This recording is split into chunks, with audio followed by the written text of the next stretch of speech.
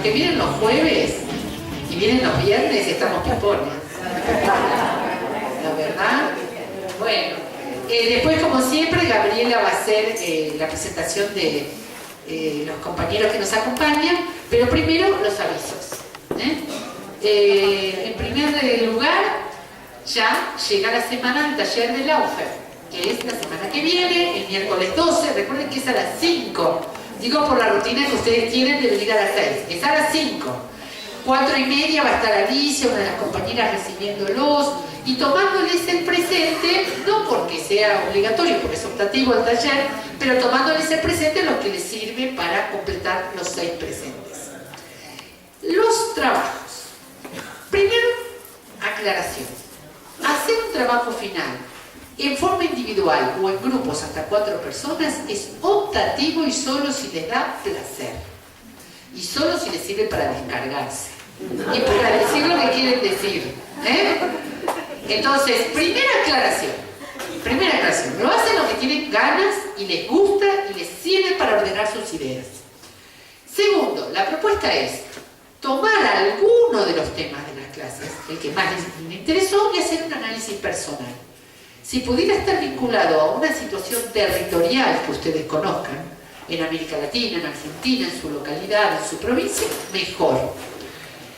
Va a ser recibido el trabajo que venga en formato audiovisual, pequeño videíto, presentación PowerPoint, cuadro sinóptico o el típico trabajito de 10, 12 hojitas Word. Mientras tanto, nosotros vamos a recibir las preguntas que ustedes tengan en el mail, en el correo cursos. Vamos a presentar a Beatriz Morrac. Beatriz. Hola. ¿Qué tal? Bueno, así que contarles un poco cómo vamos a hacer esto de la guía, de la orientación. Va a estar, por supuesto, Gabriela y Beatriz, pero como ella particularmente puede estar haciéndoles tutoría a algún trabajito, quiero que la conozcan y que le conozcan la voz, aunque sea.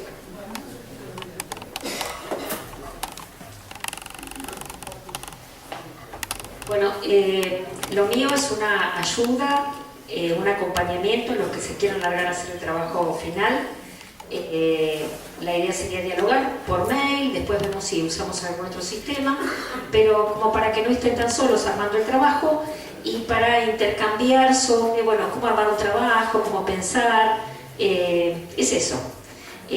Así que termine el curso y de acuerdo a las pautas que dé Gabriela, algunas ya se han comentado, pero bueno, se irán ajustando si tienen consultas en estas últimas clases, y después vamos a tener 15 días para ese intercambio o para vernos en clase, ya ir charlando si tienen ya ideas o propuestas, y después nos encontraremos para la presentación que va a ser al revés, digamos, en vez de tener a nuestros maestros que nos dan clase, nos escucharemos entre nosotros y ustedes también aportarán a esto de pensar juntos las problemáticas que estamos analizando. Así que bueno, ese va a ser mi rol de ayuda. La famosa mesa de ayuda. Esto es Beatriz de ayuda, digamos, en vez de mesa de ayuda. Después con Gabriela los vamos a recibir el viernes 5, ¿no? El taller de cierre. Ustedes lo recibieron por mail, 5, ¿no? 5 de octubre lo vamos a recibir aquí a las 18 horas. Y como dijo recién Beatriz, va a ser al revés. Van a estar aquí los compañeros y compañeras que presenten trabajos. También pueden presentar en PowerPoint con una proyección. Todos los que quieran venir a participar. Ah, gracias, me había olvidado. Tienen que venir todos. Sí, bueno, sí. Es una gran insistente invitación, porque incluso los que no hayan hecho trabajos, está buenísimo que vengan a escuchar a sus compañeros y compañeras ese día. Y invitarnos acá a los profes, porque todo profe que haya pasado por aquí lo vamos a invitar a que escuchen a los participantes, y si les quieren hacer una devolución de su trabajo, van a ser bienvenidos y bienvenidas. Ellos van a ser invitados e invitadas, los expositores van a ser invitados e invitadas a venir ese día. Viernes 5 de octubre a las 18 horas, es ya que los días previos, la semana previa, ustedes hayan ido entregando los trabajos. Si no, lo veremos ese día y nos llevaremos la sorpresa. Dicho todo esto, recuerden, miércoles que viene, 17 horas, taller de Laufer, aquí lo que tiene inscrito. tanto ese día como, bueno, el 21 de septiembre termina nuestra viernes que viene, siguiente séptima clase, octava clase viernes 21 de septiembre, festejaremos la primavera. Este viernes 5 de octubre, taller de cierre, también es optativo, pero quien quiera da el presente para poder tener el presente. Entrega de diplomas, si llegamos por lo menos a la tanda que ya tenga los 6 presentes, si llegamos los entregamos el 5 de octubre. Si no, veremos la manera, ya les comunicaremos. Tampoco nos queremos volver locos ni volver locos a los chicos que se dedican a la impresión de diplomas. Porque todo este trabajo, lo que hacen los chicos allí, la entrega de diplomas, la impresión de diplomas, todo es voluntario. Entonces uno tiene que en eso ser paciente. Bueno, Gabriela, adelante. Bueno, ¿cómo están? ¿Todo bien?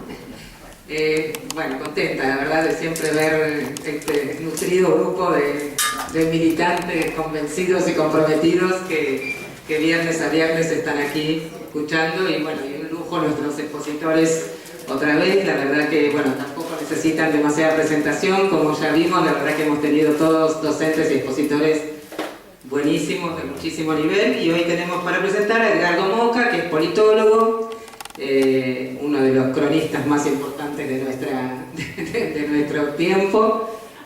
Por suerte lo hemos conocido en sus participaciones, por supuesto en 678, pero también lo leemos con mucho gusto cada vez que hace últimamente reflexiones, y sabemos que ayer presentó un libro, que ahora nos vayan a decir el título. Acá mismo, en este mismo lugar, vimos las fotos, ya es un abonado de Arte Capital, el antagonismo argentino, así que me parece interesante que todos podamos, quienes podamos, comprar el libro de Edgardo, porque bueno, siempre será un aporte para nuestras reflexiones, ¿no? Está bien. Y el que no lo consigue prestado, pero está bien. Y bueno, y también tenemos con nosotros hoy a Eduardo Barcesar, abogado, uno también de los juristas más importantes que tenemos en el campo nacional y popular, y que la verdad ha hecho aportes importantísimos en este último tiempo, sobre todo pensando con movidas tan importantes que históricamente ha hecho sobre la deuda externa y sobre distintos temas, pero también ahora con presentación de juicio político al presidente Mauricio Macri, que también, digamos, son las distintas opciones de movidas que podemos nosotros hacer desde la legalidad, la constitucionalidad, la democracia, para poder demostrar lo terrible de lo que está haciendo esta gestión de gobierno para toda nuestra república, para todos nosotros. Así que bueno, los dejo primero con Edgardo, y como siempre, bueno, después habrá un espacio para preguntas después de nuestras exposiciones. Gracias.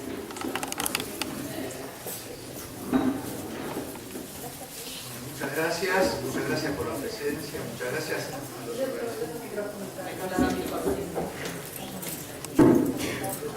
Hola, muchas gracias por la presencia y muchas gracias por la invitación, ¿no? Es la primera, creo que es la tercera o la cuarta vez que participo en este ciclo que organiza el Instituto Patria.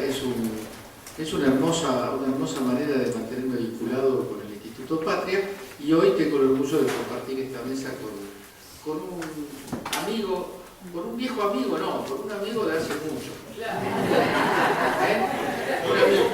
Un amigo de hace mucho, que es Eduardo Barcesar, con quienes hemos compartido muchos años de trabajo, militancia, sufrimiento, como siempre entrañan estas cosas. Así que... ¿Ahí está? Bueno, ahí va. Bueno, voy a aprovechar una fórmula que emplea la invitación a esta parte del ciclo del curso, porque se refiere a la construcción de democracias populares. Pero lo voy a dejar nada más que como un comentario marginal. Las democracias la idea de democracia popular tiene una vieja historia, se llamaba así a los estados que surgieron después de la Segunda Guerra Mundial, primero en la lucha antifascista y después en la construcción de un socialismo muy vinculado a la Unión Soviética. O sea que el término tiene una prosapia que podría darnos para conversarla muchas horas. Pero me parece que lo más interesante del asunto, de la fórmula que se ha empleado para convocar a esta parte del ciclo, es que el título de la democracia popular entraña una pregunta: ¿qué qué tiene que decir la democracia popular en relación a un tema muy caro a los argentinos, pero también a los latinoamericanos, que es la democracia. Nosotros vivimos a partir del año 83, no solamente en la Argentina, sino en los países de la región, lo que se ha dado en llamar la etapa democrática.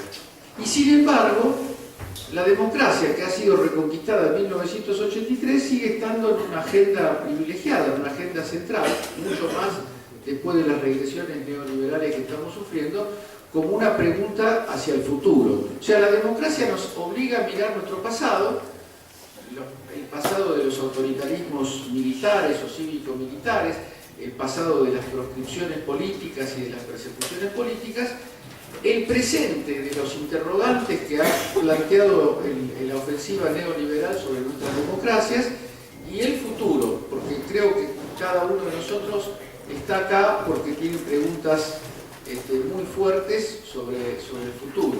Preguntas que obviamente no tienen respuesta, por lo menos yo no las tengo. Creo que Eduardo pueda tener, pero yo no las tengo. Yo quería marcar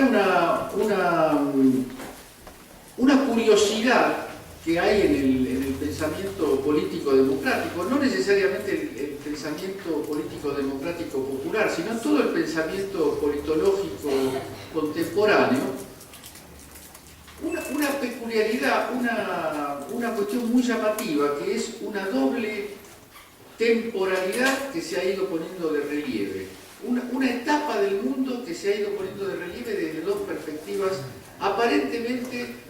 que aparentemente no se tocan, pero buscando el punto de contacto entre esas dos perspectivas podemos encontrar razonamientos que pueden ser útiles para el tema que nos convoca.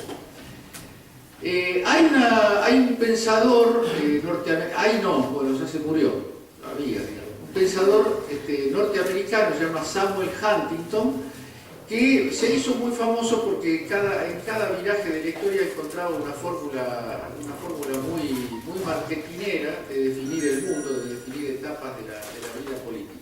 En este caso, para no entrar en cosas laterales, nos interesa de Samuel Huntington un trabajo que él hace que se llama la tercera ola democrática. La tercera ola democrática.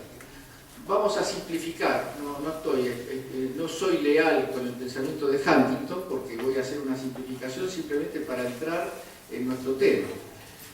Huntington habla de tres grandes oleadas democráticas.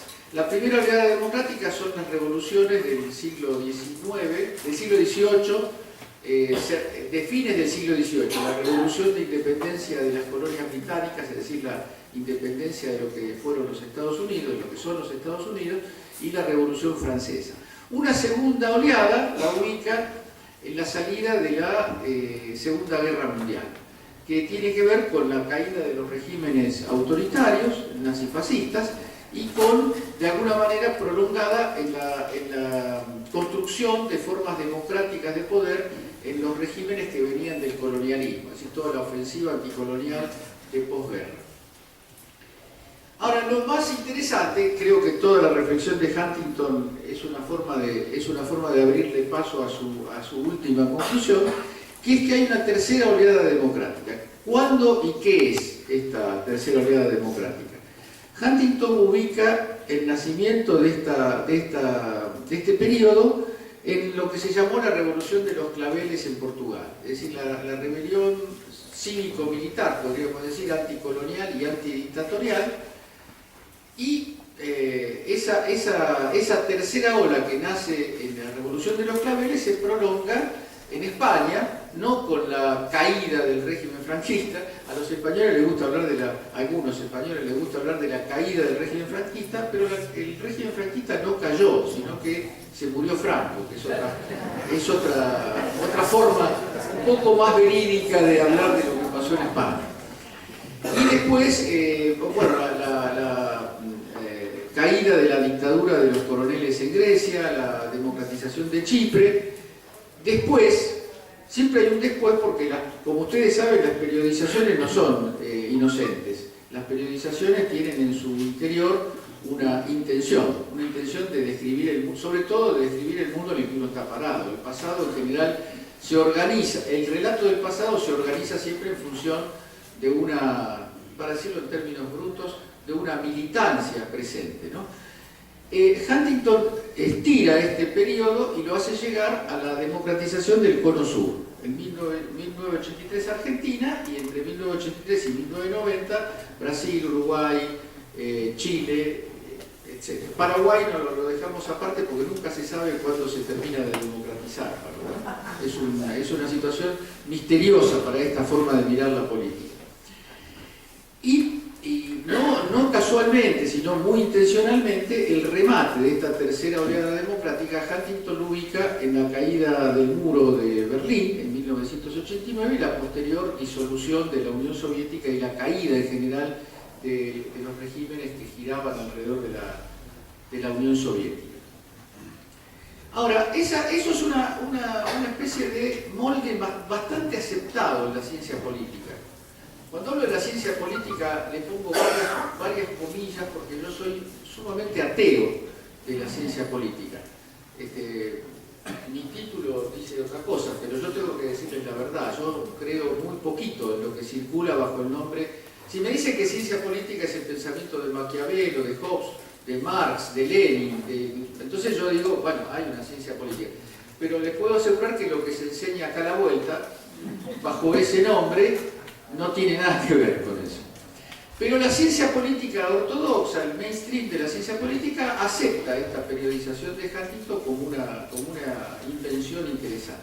Ahora hay otra periodización, curiosamente superpuesta con esta, que es la periodización de cuándo surgió esto que hoy llamamos casi como un léxico de barricada, o como un léxico ya, es una forma de hablar popular, de esto que conocemos como neoliberalismo. Uno pone el noticiero, por lo menos en algunos canales, el noticiero, algunos programas periodísticos, canales digamos muy minoritarios hoy, y todo el mundo dice neoliberalismo como quien dice algo, como quien dice el sol, hoy es un día frío, neoliberalismo, pasa esto y esto. El neoliberalismo tiene su propia periodización, no es tan viejo. La ideología es más vieja, pero el triunfo del neoliberalismo tiene fechas concretas. Una fecha que le da sentido a esta periodización es el momento en que Estados Unidos, Nixon, en el año 1972, decide que el dólar no es más convertible en oro. Rompe uno de los pilares del orden económico mundial surgido de la Segunda Guerra. El precio del dólar y el precio del oro se independizan mutuamente, con lo cual se abre paso ese momento de agosto de 1972 le abre paso, yo diría, a una nueva civilización. La civilización en la que la plata, el dinero virtual, el dinero financiero, se emancipa de toda relación con la producción material. El nacimiento del neoliberalismo es ese. Después viene la guerra de Yom Kippur, la guerra del Medio Oriente, que consagra, que le da un empujón muy fuerte a esta financiarización de la economía mundial a través de lo que se dio a llamar los petrodólares, el fenómeno de la especulación financiera a escala global. Y la época del neoliberalismo, cuando se estudia el neoliberalismo como periodo histórico, el momento luminoso del neoliberalismo es 1989-1991, con la caída del muro de Berlín y la desaparición de la Unión Soviética. Yo he notado que nadie que yo conozca, y declaro desde ya mi ignorancia al abrigo de que alguien pueda decir, no, yo leí a alguien que estudia esto, pero yo no lo pude encontrar. No pude encontrar una reflexión teórica, política, que saque alguna conclusión de esta periodización. La tercera ola democrática y la globalización neoliberal son el mismo periodo. Y el periodo no se puede definir si fue en el 72, en el 73 y en el 71, pero es un momento histórico muy definido entre principios de la década del 70 y fin de la década del 80, en el que el mundo se transforma de dos maneras. Se transforma homogeneizando a la democracia liberal como el modo de existencia de la política democrática, y con la financiarización de la economía y el predominio de los grandes capitales globales. El poder de las corporaciones globales y la generalización de las rutinas democráticas ocupan el mismo periodo. Esto no está dicho como un recurso de opinión o de... Eduardo, vamos a pedir que los celulares estén en silencio o en vibración. Gracias.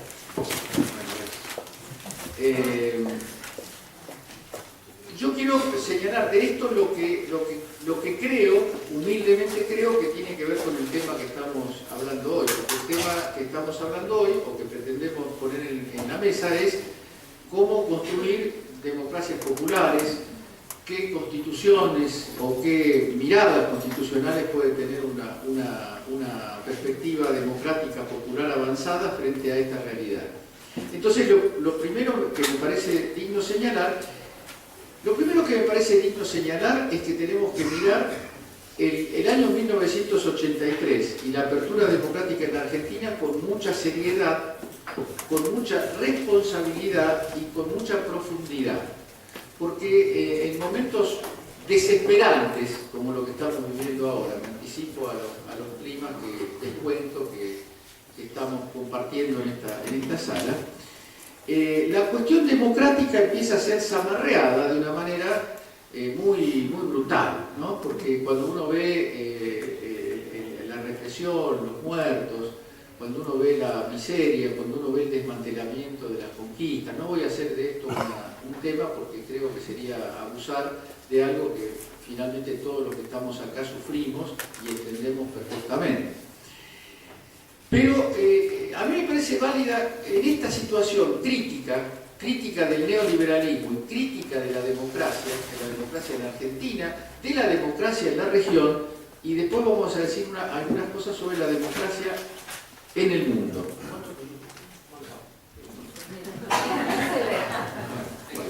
Bueno, vamos, hasta ahora estamos bien. Hasta ahora estamos bien.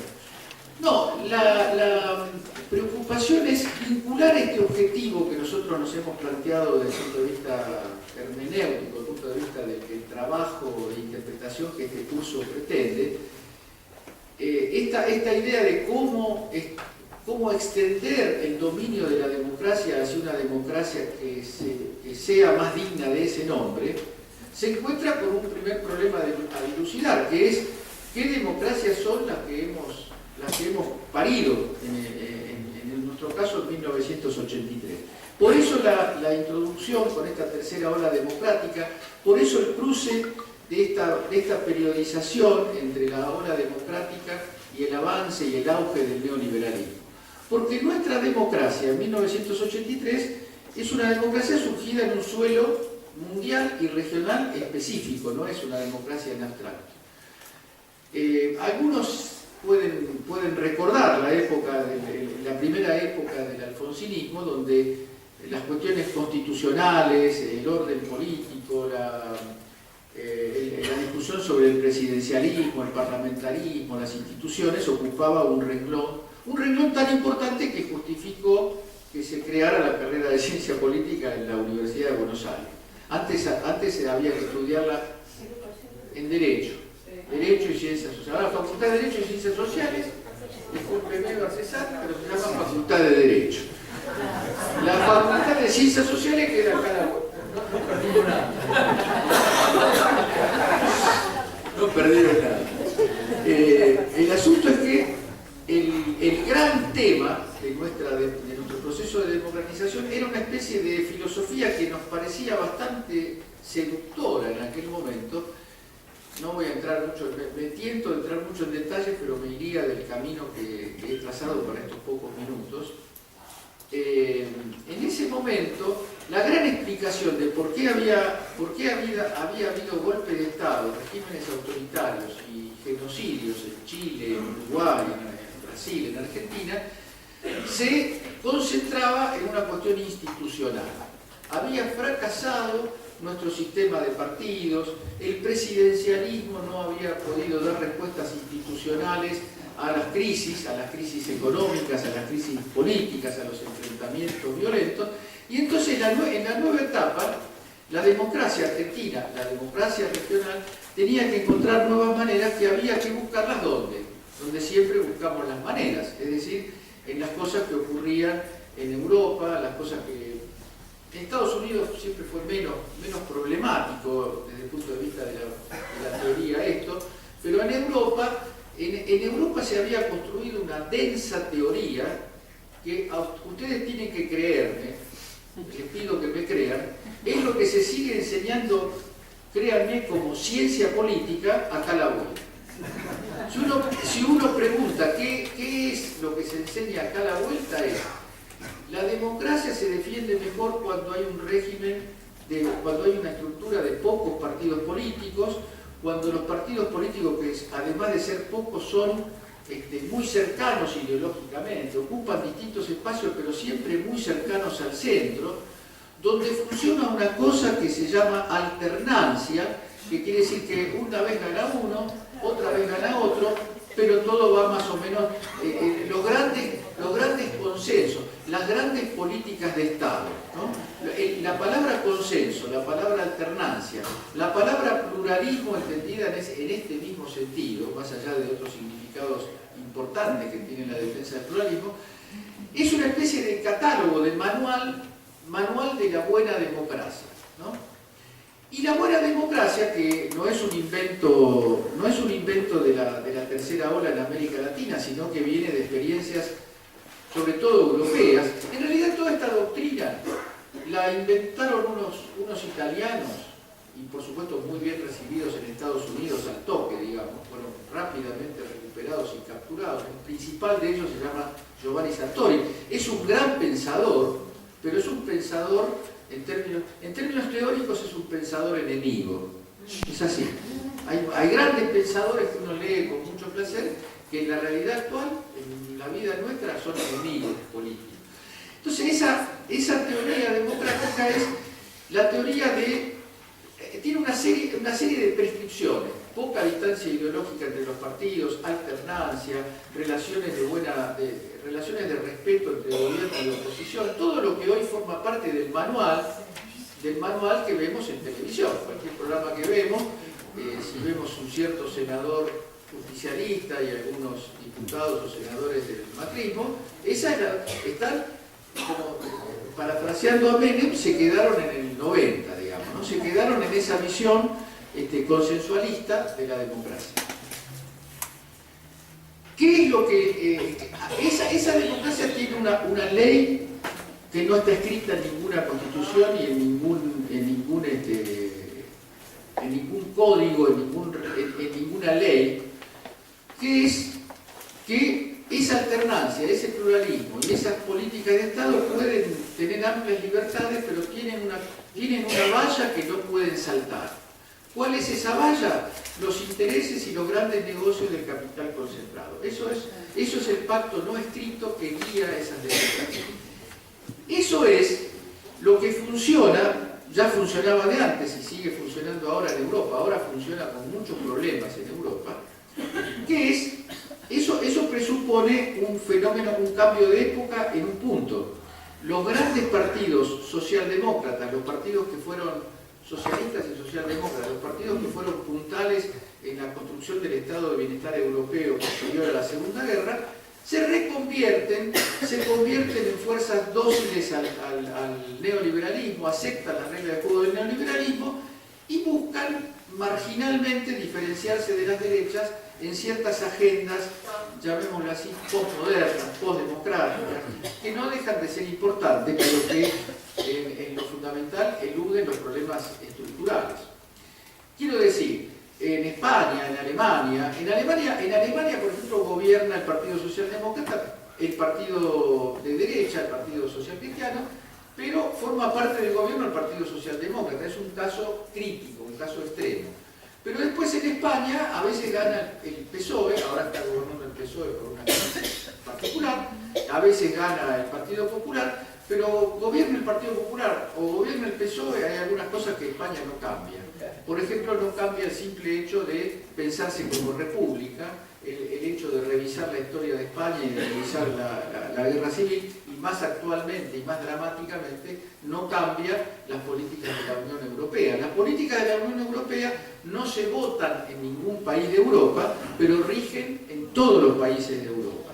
Y cuando Argentina recupera la democracia y cuando Alfonsín protagoniza la épica de una nueva república, de una nueva constitución, de un nuevo impulso democrático en Argentina, encuentra rápidamente los topes.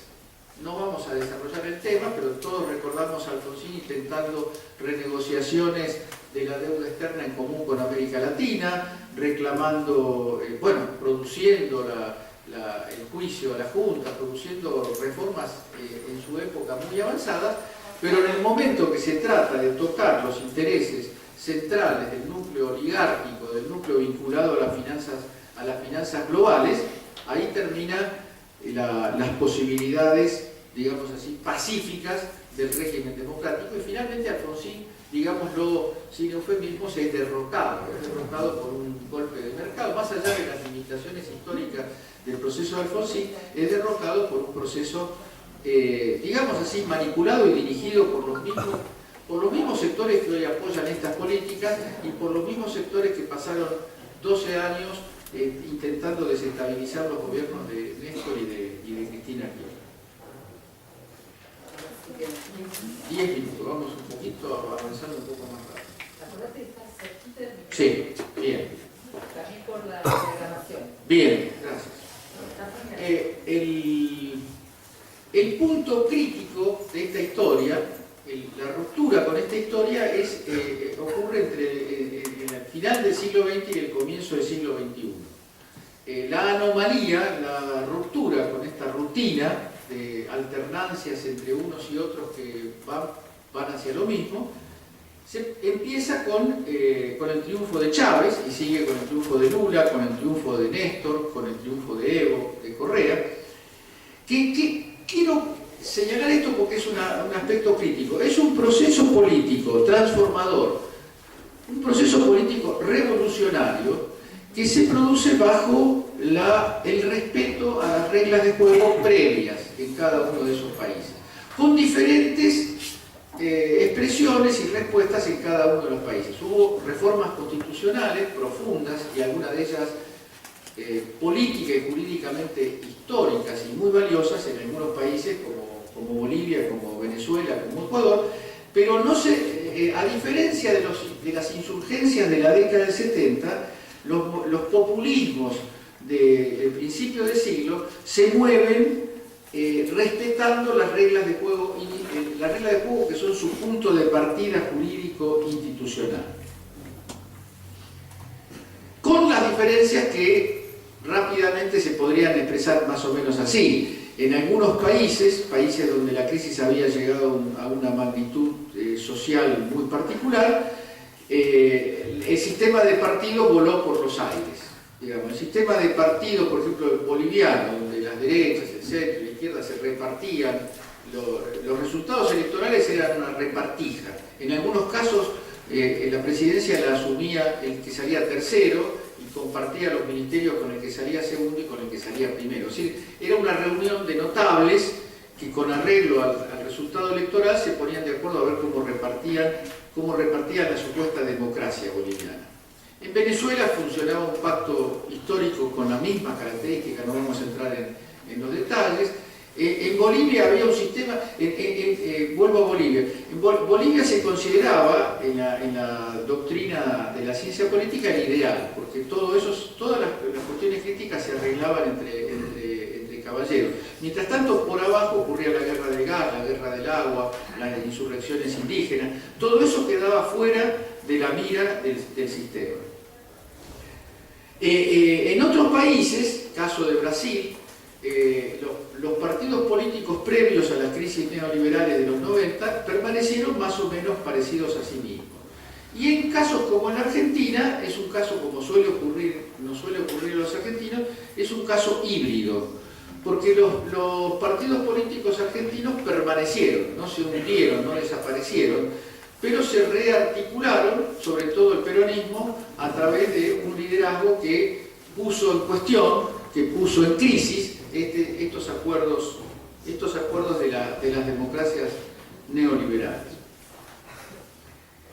Ahora, nosotros estamos frente a un problema cuando pensamos en cómo construir las democracias populares, cómo construir regímenes constitucionales sólidos, que es reflexionar sobre una experiencia histórica que sigue vigente, porque además esto no es un ciclo cerrado, los ciclos de las rebeliones antineoliberales en América Latina están lejos de ser cerrados, aunque obviamente y de modo evidente, y no vale la pena negarlo, pasa por un momento crítico y un momento de reflujo.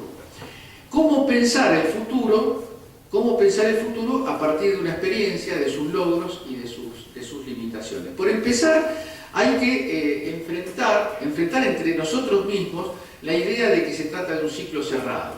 No hay ningún ciclo cerrado, porque los dos grandes países que marcan la tendencia, se podría ubicar un tercero y sería más a favor nuestro, hablo de México, que está un poco lejos, pero cuando uno piensa hacia dónde va América Latina, por lo menos dónde va América del Sur, tiene que pensar qué pasa en Brasil y qué pasa en Argentina. Y lo que pasa en Brasil y en Argentina es casi indefinible hoy, porque si uno quiere adoptar un discurso dramáticamente pesimista, puede decir que el neoliberalismo terminó con todo, se quedó con el poder judicial, se quedó con los medios de comunicación, se quedó con el poder y nosotros quedamos al margen. Cuando uno profundiza un poco más y ve la voluntad popular en Brasil, lo que dicen las encuestas en Brasil, lo que dicen las encuestas en Argentina, las encuestas dejémoslas de costado, lo que existe en el estado de ánimo popular, en el nivel de luchas, de resistencias, está claro que en América Latina se está jugando la estabilidad, la viabilidad del proyecto de restauración neoliberal.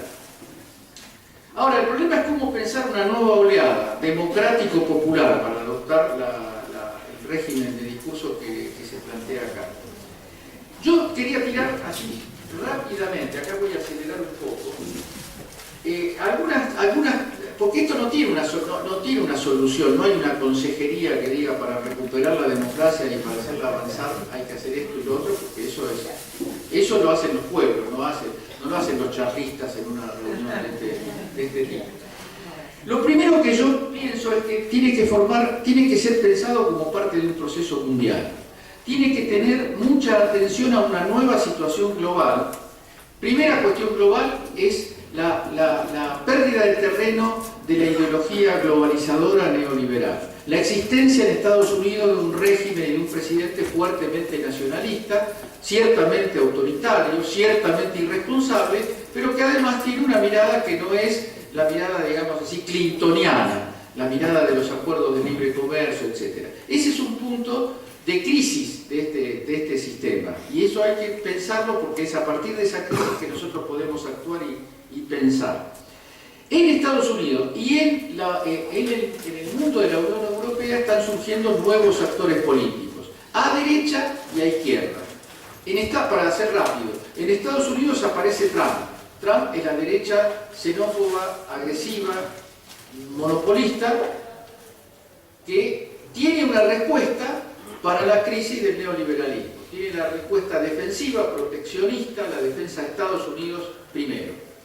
En Europa, pero además, en Estados Unidos, no quiero olvidarme, empiezan a llegar noticias de que avanzan los sectores más populistas, allá en Estados Unidos lo llaman populistas, del Partido Demócrata. Es decir, un desplazamiento de la oligarquía clintoniana en el Partido Demócrata para incluir sectores que buscan romper con ciertas reglas de juego del neoliberalismo, desde el punto de vista, digamos así, de izquierda. En Europa tenemos el mismo doble proceso. Surgen movimientos de izquierda como Podemos, experiencias interesantísimas y que van a dar mucho que hablar, de las que se habla poco, y con toda intención se habla poco, como la de Jeremy Corbyn en Gran Bretaña, que es un partido tradicional, el Partido Laborista, pero un partido que prohijó en su interior algo muy parecido. Chantal Mouffe dice que es rarísima la analogía que hay entre Gran Bretaña y Argentina, no tiene nada que ver la historia política de Gran Bretaña de los partidos con lo de la Argentina. Pero ¿qué pasa en Gran Bretaña? Corbyn gana la interna del Partido Laborista y se rodea de grupos juveniles que ganan las calles, que ocupan las redes sociales, pero después ocupan el espacio público con la recuperación de la memoria histórica del Partido Laborista. Cualquier parecido con el peronismo es mera casualidad. Exacto, es una especie de momentum se llama, es una especie de cámpora británica. La segunda cuestión que yo quiero poner como principio, no sé si decir de regla para pensar esto, es la necesidad de articular y de conversar las experiencias entre los países de nuestra región. Nos está faltando algo así como una familia de partidos, como una rutina de encuentros y el pensamiento estratégico entre el PT brasileño, la Unidad Ciudadana, el Espacio Nacional Popular de la Argentina, de toda la región, porque cada vez más nos damos cuenta que estamos siendo parte de un plan que no es nacional, que lo que está ocurriendo en Brasil tiene muchos entrecruzamientos con lo que estamos viviendo nosotros. Hay que crear entonces una familia de partidos. Jorge Alemana en algún momento dijo que hay que armar la Internacional Peronista.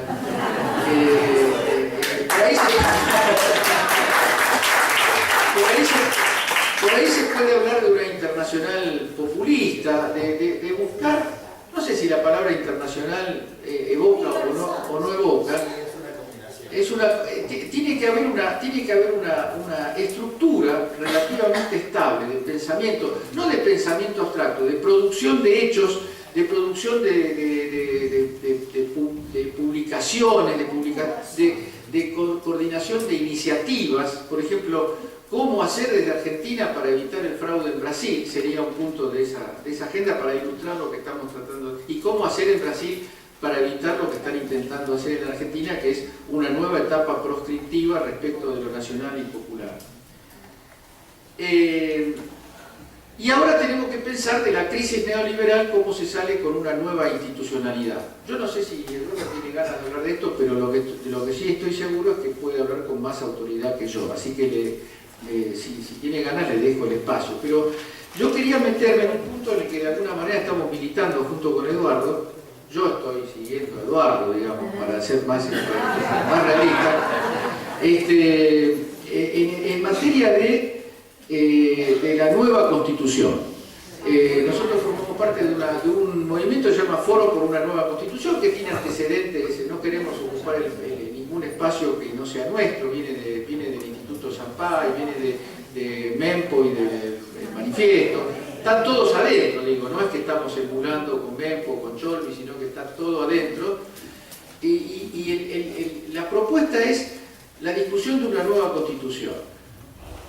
Una nueva Constitución quiere decir discutir la propiedad, quiere decir volver a las fuentes de 1949 sobre cómo es este tema de la propiedad privada sin límites, o si tiene que tener el límite de la función social, como decía en la Constitución del 49. Está la cuestión del capital.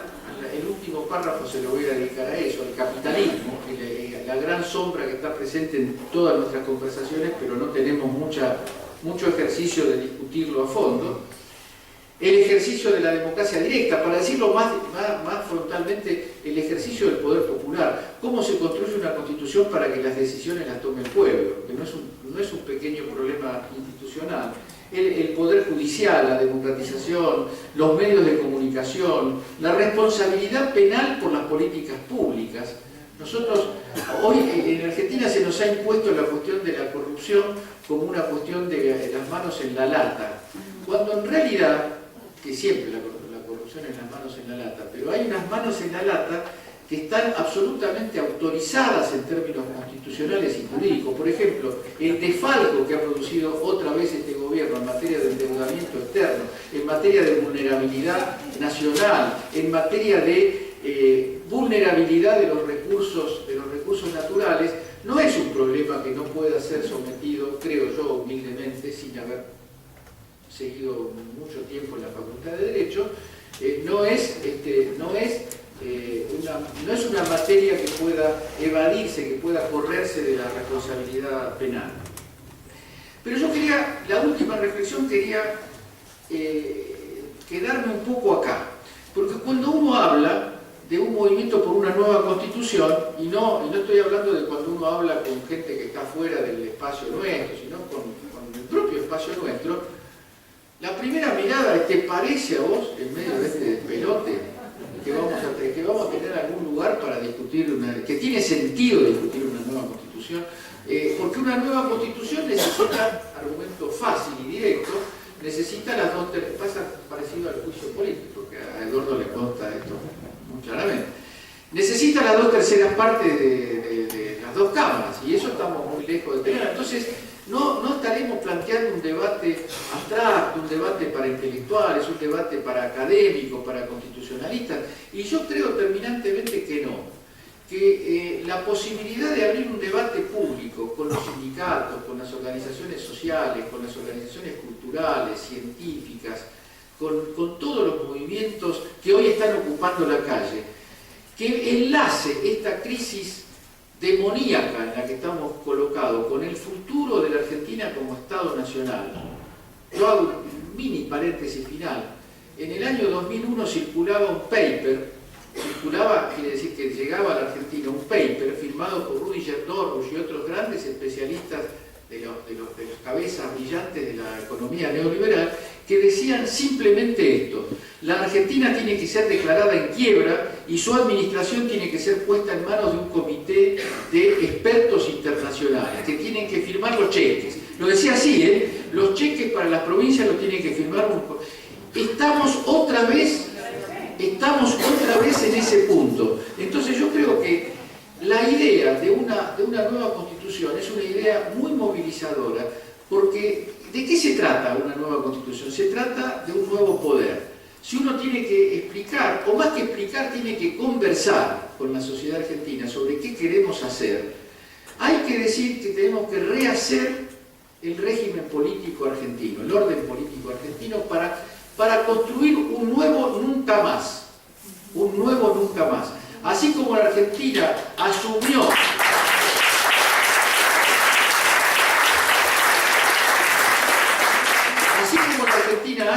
el nunca más, el terrorismo de Estado, nunca más la violación de los derechos humanos elementales, hoy es el día del nunca más, el nunca más endeudamiento irresponsable, el nunca más descarga de la crisis sobre los sectores populares, el nunca más poner en riesgo nuestro petróleo, nuestro gas, nuestro litio, nuestra agua, nuestros alimentos, para ponernos bajo las condiciones del régimen colonial o neocolonial mundial. Eso es nunca más, de manera que se sepa de ahora en adelante, desde que recuperemos el poder popular y democrático, que eso no se puede hacer, que no se puede ir por ese camino, que en ese camino que es injusto, que es antipatriótico, es además delictivo. Y eso tiene que decirlo la Constitución y las leyes, porque no podemos seguir en este empate eterno, donde cortas primaveras populares interrumpen lo que es una constante de explotación neocolonial de la Argentina. Tenemos que implantar un nuevo régimen político que le dé sustento a una mirada patriótica, popular y democrática. Eso.